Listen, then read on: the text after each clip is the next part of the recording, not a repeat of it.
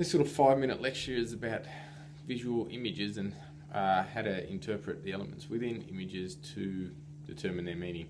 Hopefully you've read the lecture notes and you've noticed that representational meaning, which is pretty much means what the image is broadly about, its view of the world, is broken up into narrative and symbolic. Now, the reason we can just determine if an image falls into one of these categories is by looking at how the image portrays the salient object. Now, if the image is portraying something natural, for example, someone playing sport or someone going for a bushwalk or whatever, we can kind of see that the text producer, the person taking the photo or drawing the painting, is actually trying to introduce us into someone else's life without being intrusive. However, if an image is symbolic, it tends to mean that it's staged. So a lot of the stuff that we deal with in public relations,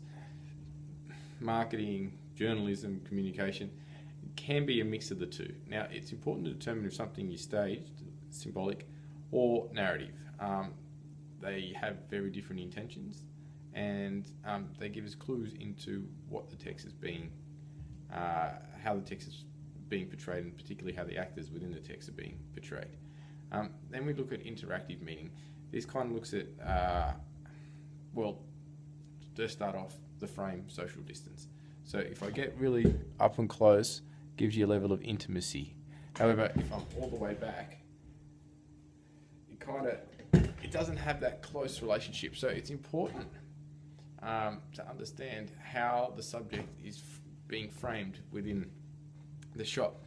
They give us insights to the relationship between the text producer and the subject, but also the subject and the viewer, so the person online actually viewing the image. If someone's really, really close, or the image is really, really close, it kind of symbolises this need for intimacy, or intimate moment, or someone wanting you to get close into their lives. If someone's at a medium shot or medium close shot, it kind of has a more social aspect to it. So it's saying, okay, I want you to be part of my circle of friends, or we have things in common, or we can relate on certain things. You're not as close as, say, a family member, but you're part of a circle or part of a community. So it's important to take the distance into consideration.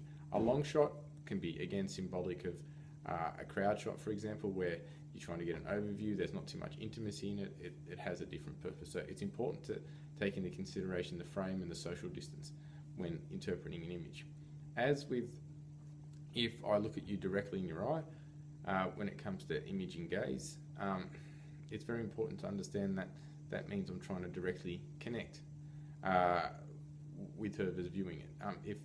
If eyes aren't focused on the viewer, it's not, well, first of all, it's not as intimate, but secondly, the subject in the photo isn't aware or isn't acknowledging the audience, which is also important. So when you see a lot of product shots, or a lot of ads or infomercials or television in general, the connection is between the viewer and the actor through the lens. So they're trying to directly engage, directly connect. Where we see people's faces which aren't connecting, it's almost like spying them. We kind of get a little bit of insight into their lives, but they're not necessarily there to directly engage us. So another key point is the subjective image, or what I like to call the power line.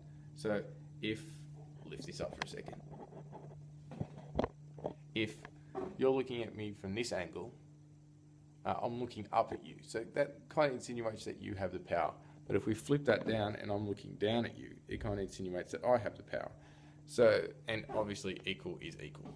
So it's very important to consider the power shot when we're interpreting the relationship between the subject and the audience. Obviously these angles can be manipulated, and they're often manipulated. But it kind of gives you a little bit of insight into, am I meant to view this particular participant as someone who's subservient or someone who has less power or more power. You often see this in shots where Oxfam or Fair Trade or Red Cross uses young children in shots that are looking up. It's to insinuate that you have the power to help them. And then we move on to information value. Like we've got 4 key aspects: given, new, ideal, real, center margin, and obviously the vectors. Well, vectors are quite simple. Vectors are lines which indicate what we should be paying attention to. But what's the center margin is predominantly what we see in social media. It's where there's a central figure to the image and everything around it is providing support for that central image.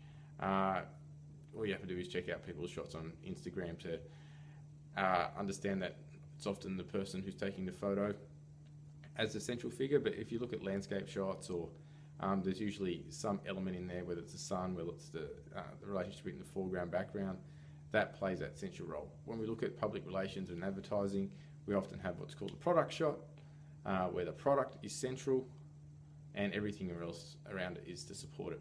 Idea, real, and give it new aren't really used that much within social media imagery, but it's good to be aware.